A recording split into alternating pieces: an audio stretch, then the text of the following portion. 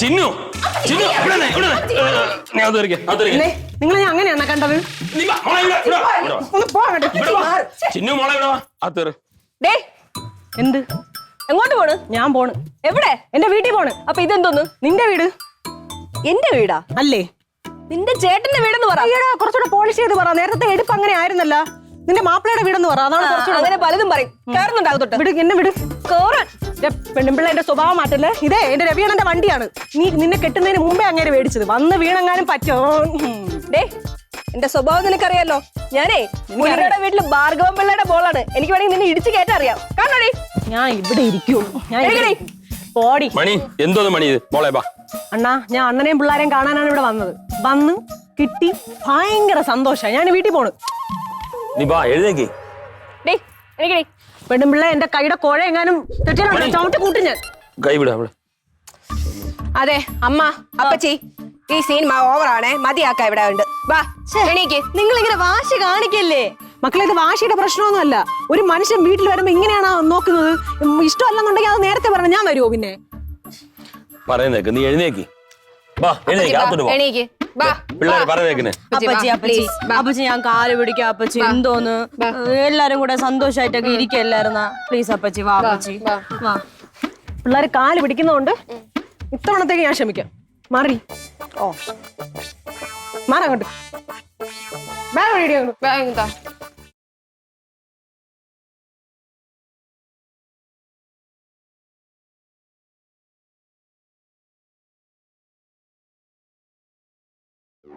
ആരും ജയിച്ചു എന്നൊന്നും വിചാരിക്കണ്ട. ഇപ്പൊ വന്നത് വന്നു. ഇനി ഞാൻ വരൂല. കണ്ട, വീണ്ടും വീണ്ടും ചൊറിഞ്ഞ് കേറണ കണ്ട. എന്തോന്ന് ചിന്നു ഇത്? അത്രയ്ക്ക് സങ്കടം ഉണ്ടായിട്ടാണെന്നാ. നീ ഇരിക്കുന്ന നാത്തൂനുണ്ടല്ലോ, ആരെങ്കിലും ചോദിക്കുമ്പോ ഇതിന് എന്റെ സ്വന്തം ചേച്ചിന്നാ ഞാൻ പറഞ്ഞുകൊണ്ടിരുന്നത്. അയ്യോ പാവം. രവിയേട്ടൻ അറിയാലോ, ഈ സാധനത്തിനാണ് ഞാൻ എന്റെ മൂത്ത മോളായിട്ട് പ്രതീക്ഷിച്ചു വെച്ചേക്കണത്. കുറച്ചുകൂടെ വാക്കങ്ങ് പൊക്കി വിടാ. അമ്മാരാടുന്നതാണല്ലോ എല്ലാം.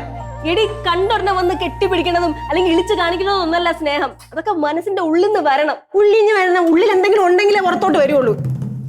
രവിയേട്ടാ, നിങ്ങൾ വരാം. നിങ്ങൾ ആരാ കൂടെ? എന്ത് പറ? എത്ര താമസം പറ എന്റെ കൂടെ. ഞാൻ ആരുടെ കൂടെ എന്നുള്ളതല്ലേ ഇവിടുത്തെ പ്രശ്നം. ഇപ്പൊ എന്താണെന്നറിയുമോ? ദൈവം എല്ലാ സൗകര്യങ്ങളും കൊടുത്തിട്ടുണ്ട്. സമയത്തിന് ആഹാരം, ആഹാരപടിവ്, വസ്ത്രം, മനസ്സിലായില്ലേ? അതിന്റെ കൊഴുപ്പാണിത്. അല്ലെങ്കിൽ ഇല്ലാത്ത കാര്യത്തിന് ഇവിടെ കിടന്ന് ഇത്രയും പ്രശ്നം ഉണ്ടാക്കി ഈ രണ്ടെണ്ണം അലക്കേണ്ട കാര്യമുണ്ടോ? അച്ഛൻ കൂടുതൽ തത്വം ഒന്നും പറയണ്ട. അച്ഛൻ വല്ലപ്പോഴൊക്കെ അപ്പച്ചിയെ അച്ഛമ്മയൊക്കെ കാണാൻ പോയിരുന്നെങ്കിൽ ഇങ്ങനെ വല്ല ഇവിടെ സംഭവിക്കുമായിരുന്നാ? ഓ, ഇപ്പൊ തുടങ്ങും. ബാങ്ക്, രാംകുമാർ സാറ്, കുടുംബം, കുട്ടികള് എന്ന് പറഞ്ഞ് ഇപ്പൊ തുടങ്ങും. എന്തെങ്കിലും പറയണമെങ്കിൽ ഓടാൻ കരച്ചിലാണ്. അച്ഛൻ അല്ലെങ്കിൽ ഈ ഇടയായിട്ട് കരച്ചിടിച്ചിട്ട് കൂടി കൂടി വരെയാണ്. കൊച്ചു പിള്ളേരെ കണക്ക് കരഞ്ഞ് കാര്യം സാധിക്കും. എന്തോന്ന് അടുത്തായിട്ട് ഇവിടെ വേറൊരു സംഭവം നടക്കുന്നുണ്ട്. എന്തെങ്കിലും ഒരു ചെറിയ കാര്യം ഉണ്ടെങ്കിൽ ഉടൻ തന്നെ അതിനെ പറഞ്ഞ് വഷളാക്കി ചർച്ച ചെയ്ത് അവസാനം എന്റെ തലയെ കൊണ്ടുവയ്ക്കും. എന്നിട്ട് അമ്മയും മക്കളും കൂടെ എന്റെ നെഞ്ചത്ത് കയറും. അത് കുഴപ്പമില്ല.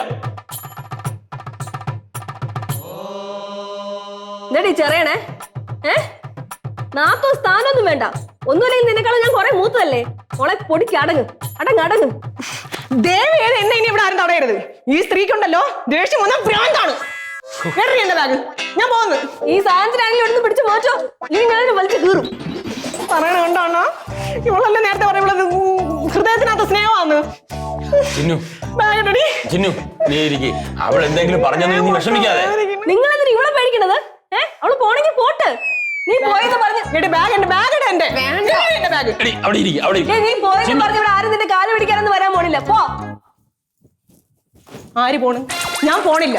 ഞാൻ ഇവിടെ തന്നെ ഇരിക്കും. ഇതെന്റെ അണ്ണന്റെ വീടാണ്. ചിലപ്പോ ഞാൻ കിടക്കും. ഇവിടെ നല്ല സുഖമാണ് ഇവിടെ. ഞാൻ ഇങ്ങനെ ഇരിക്കുന്നുള്ളൂ. കണ്ടാ കുഴപ്പം? കണ്ടാ, ഇതാണ് ഞാൻ നേരത്തെ പറഞ്ഞത്. അഹങ്കാരമാണ്. ഓരോ സ്ത്രീകളുണ്ടല്ലോ, കുടുംബം നോക്കാൻ വേണ്ടിട്ട് ഓരോ സ്ത്രീകൾ പാടുപെടുകയാണ്. നാട്ടുപുറത്തൊക്കെ എടുത്ത് പാടുപെടുകയാണ്, കഷ്ടപ്പെടുകയാണ്. ഇവിടെ ആ ഒരു കുഴപ്പമില്ല. ഇവർക്കൊന്നും അറിയണ്ടല്ലോ. എന്നാ ഒരു കാര്യം ചെയ്യും.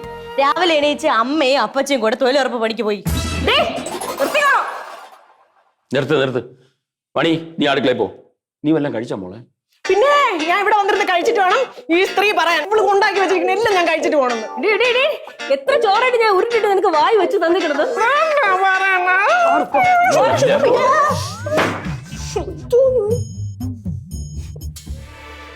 ഓഹോ, മറടി അങ്ങോട്ട്. അടുത്തത്